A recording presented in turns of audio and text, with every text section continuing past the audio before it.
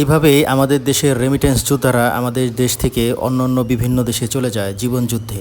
যেই সময়টা হচ্ছে তার বন্ধুবান্ধব নিয়ে আড্ডা দেওয়ার কথা, ওই সময়টায় সে চলে যায় দেশের বাইরে টাকা ইনকাম করার জন্য। আর এই টাকা ইনকাম করার মূল উদ্দেশ্য হচ্ছে পরিবারের মুখে হাসি ফোটানোর জন্য, পরিবারের একটু সুখের জন্য।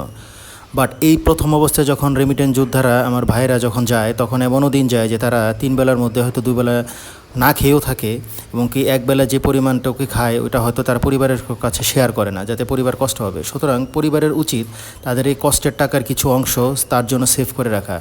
আরেকটা বিষয় না বললে নয়, যখন তিনি দেশ থেকে ছুটিতে দেশে আসেন, তখন সবারই উচিত তার বিষয়ে জানা, তাকে সম্মান করা, সে তার কি চাহিদা সেটা আসলে পূরণ করা। কিন্তু তা না করে যেটা হয় যে সে কী নিয়ে আসছে, কী নিয়ে আসে নাই, এই বিষয়টা নিয়ে অনেকের মন খারাপ হয়। এতে করে হয়তো সে প্রকাশ করে না, কিন্তু তার মনে কষ্ট থেকে যায়।